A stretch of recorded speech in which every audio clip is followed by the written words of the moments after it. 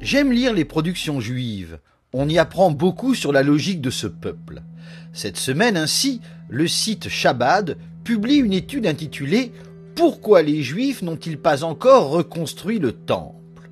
Loin de toute considération sociopolitique, le rabbin Yehuda Shurpin aborde la question d'un point de vue théorique, c'est-à-dire sur le terrain de la tradition juive.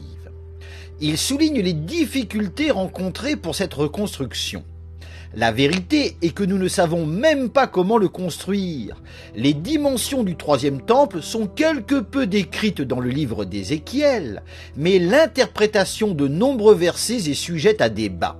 D'ailleurs, lorsque vint le moment de construire le second temple, les Juifs le construisirent selon les dimensions du premier temple et n'inclurent que certains aspects explicitement énoncés dans Ézéchiel. Seul le troisième et dernier temple sera construit entièrement selon la prophétie d'Ézéchiel. L'ennui est que la description donnée dans le livre d'Ézéchiel se révèle touffue, avec de nombreux détails peu compréhensibles, voire physiquement impossibles à l'heure actuelle. Par exemple, l'immensité de l'édifice, avec sa zone assignée, impliquerait des changements topographiques notables dans la région, avec un agrandissement du mont du Temple et de celui des Oliviers.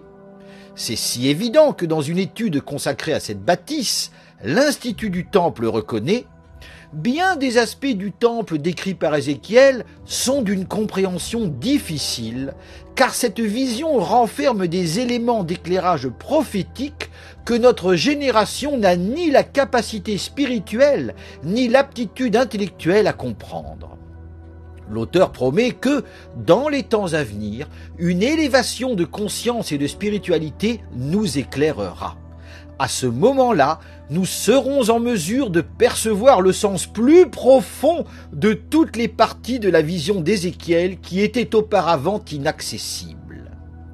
Manière élégante de dire que les spécifications fournies dans le livre d'Ézéchiel sont inutilisables. À vue humaine, donc, les difficultés rendent impossible la construction du troisième temple.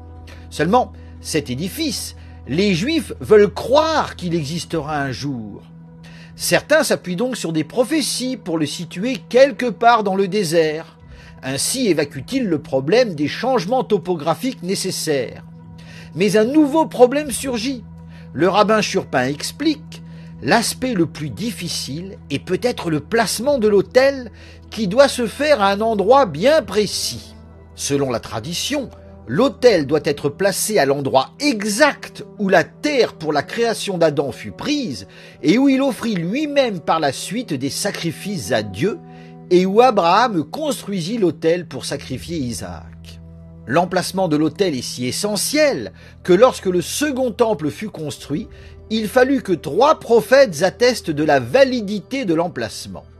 Ainsi, il nous faudrait au moins un prophète pour nous aider dans notre projet de construction, et les prophètes semblent hélas être rares aujourd'hui. Là encore, manière élégante de dire que pour l'heure, personne n'est en mesure d'indiquer l'emplacement précis pour l'autel. D'où l'angoissante question, dans les faits, comment cela se passera-t-il ? Comment cette reconstruction se fera-t-elle ? Sachant que sur le plan technique, aucune réponse ne saurait être apportée, on évacue le problème en invoquant l'intervention de Dieu. Maïmonide enseigne que le temple sera construit par Machia lui-même et que ce sera même l'un des signes qu'il est vraiment le Messie. Ailleurs on lit: Machia conduira le peuple dans la construction des dimensions du temple qui peuvent être saisies par l'intelligence humaine. Ensuite, les dimensions des prophéties d'Ézéchiel que nous ne pouvons pas comprendre et qui seront demeurées inachevées seront révélées du ciel par Dieu. Car pour certains sages juifs, Dieu a déjà pensé à tout. Il a même construit le temple. Rachi explique que le temple a déjà été construit par Dieu et existe dans les sphères célestes, attendant le moment où il descendra sur terre. Lorsque la situation du monde s'y prêtera, cette structure céleste descendra pour devenir une réalité tangible au sein de la matérialité du monde. D'où cette précision du rabbin Shurpin. D'autres tiennent qu'à l'ère messianique, le temple descendra du ciel déjà construit. Au final, donc, Inutile de se demander comment, techniquement, la construction de ce troisième temple sera possible. Elle sera possible techniquement, puisqu'elle aura lieu. Pour le juif qui veut croire, c'est très pratique. Mais le troisième temple n'est pas le seul objet auquel les juifs veulent croire à tout prix.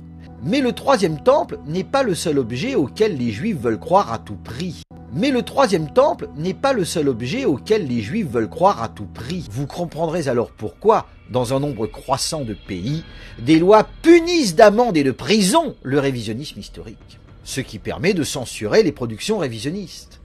Car pour les profiteurs d'une fraude, il faut impérativement faire taire ceux qui disent la vérité fondée sur des faits. Bonsoir.